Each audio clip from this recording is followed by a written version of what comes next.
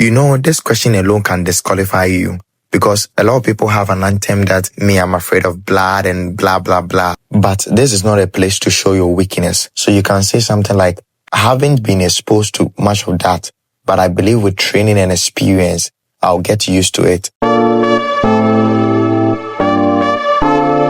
Hello guys, welcome back to nursing school once again. So I've had a lot of people coming to my DM and asking me about how the interview is structured at the Ghana Armed Forces College of Nursing and Midwifery and other nursing schools.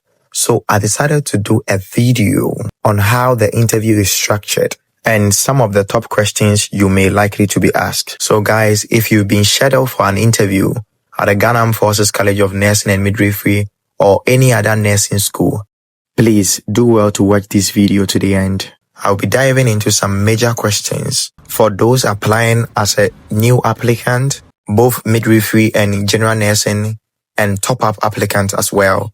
So stay tuned. And please, if this is your first time watching this channel, or you've been watching this channel for a very long time and you've not subscribed, please do well to subscribe. Thank you. First of all, this is not just my opinion.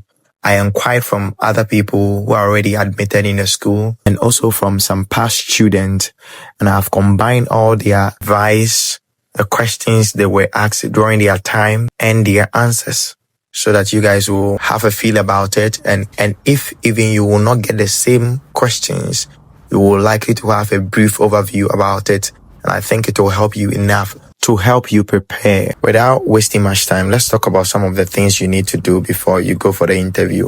First of all, you need to pray. Start praying right now and commit the entire interview into the hands of God because so many things can happen.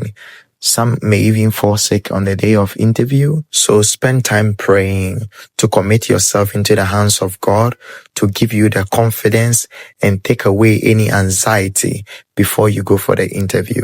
If you find it difficult praying alone, please join our hour. You need to reach out to past students and those who have their interview before you. Try to reach out to as many people as you can.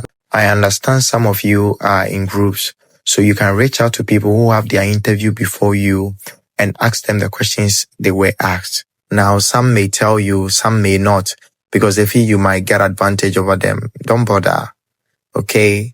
You need to be open-minded, learn wide, and prepare towards it.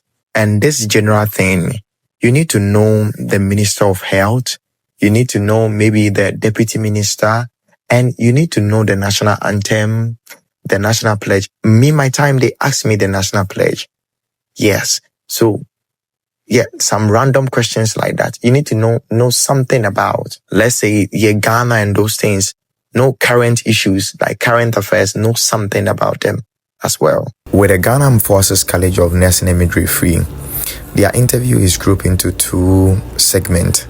There's one segment where they will ask you to the course you did in SHS. And after that, they will ask you to choose the favorite subject from your electives. When you choose the subject from your electives, they will ask you a question based on the subject you chose. And the second part is they will let you pick a paper they are folded in a box.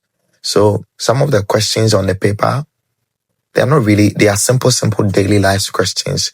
My time, they ask me, why do I think parents must take care of their children? So it's a life-related, life-related questions that mostly the questions they are folded is about. So that is what you need to know. After making an inquiry from previous batch, I got 10 questions, most of them repeated. So here are the questions. Question 1 says, there are many professions and careers. So why did you choose nursing? Now, here is the trick. Most people will start talking about passion, and mind you, they are tired of hearing passion and those things. This is a time to be genuine and heartfelt. This is a great opportunity to share your personal story. Talk about what inspired you. Maybe a meaningful experience, something beautiful about a profession that attracts you. It's not always passion and those things. Yeah, they are tired of hearing I'm passionate about it and those things. They are tired of it. So be creative. Find something like genuine to relate with. I was asked this same question and my response was related to the fact that when people recovered and they come to you and tell you that thank you because you were part of those people who helped me recover. Create something. Nobody will tell you that you are lying. Create something that is beautiful, that can convince people. Yeah. Question number 2. What qualities do you think are essential for a nurse? So here you focus on a trait like empathy, resilience, good communication, attention to details, and teamwork. Explain why these qualities matters to giving the best care to patients and how you've shown them in your daily lives. Question number 4. What are some of the challenges nurses face today? With this, show them that you are informed. You can mention challenges like long working hours, limited resources in some health facilities, emotional stress, but also emphasize your determination to learn, adapt and grow, because nursing is not just a job, it's a calling. Question 4. You can be asked to define the word nursing, or what do you understand by the word nursing? And the answer is simple. They are not expecting a textbook definition. Just show your basic understanding. Like, for example, nursing is about taking care of people when they are sick, weak, and in need of support. Question 5.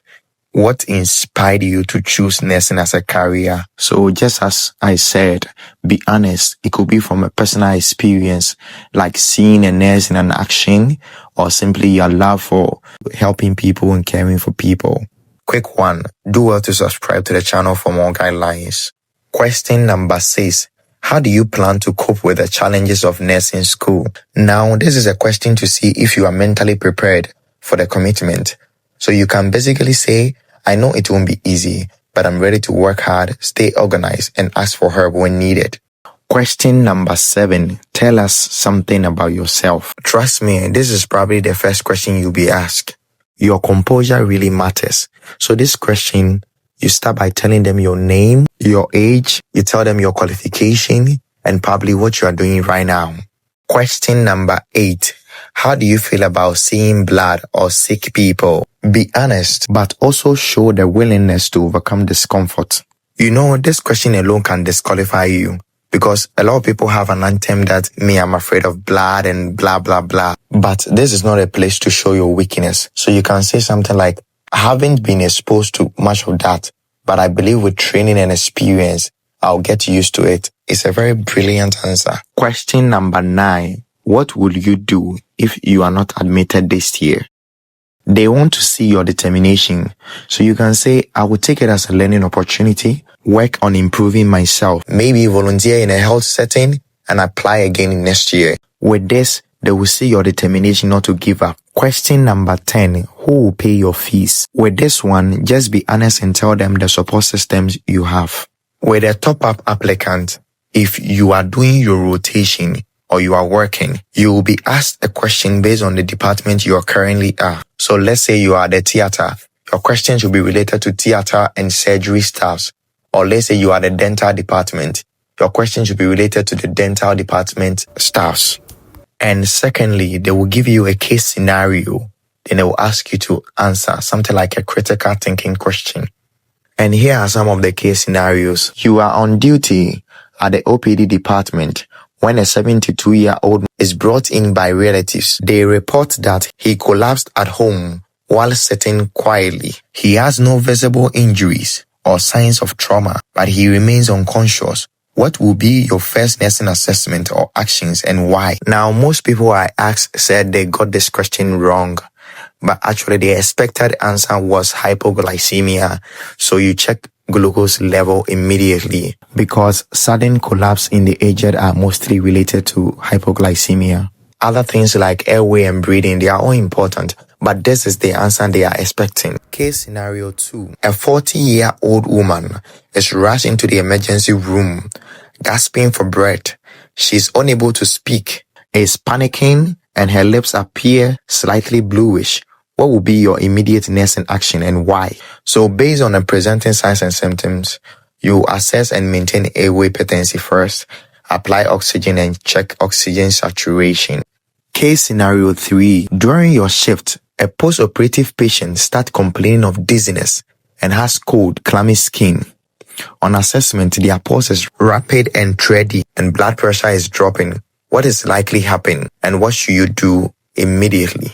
Based on the presenting signs and symptoms, the patient is likely going into shock, possibly hypovolemic shock. So immediately, lay the patient on a flat position, check vital signs, ensure access of IV, and notify the physician. Case scenario 4. You are attending to a patient in a ward when suddenly they start convulsing, having a seizure. What immediately action will you take and why? So with this, you take seizure precaution. That is clearing the area to prevent injury. You don't restrain the patient or put anything in their mouth and turn the head to the side to prevent aspiration. Case scenario 5. You are caring for a pregnant woman in her 3rd trimester who complains of severe headache, blurred vision, and swelling in her legs and face. Her blood pressure records 160/110. What is your nursing impression and what should be your next step? Based on the presenting signs and symptoms, it's a suspected preeclampsia. The immediate action is to monitor vital signs, especially blood pressure. So guys, thank you for watching. If you have any question, drop it under the comment section. Good luck and don't forget to subscribe.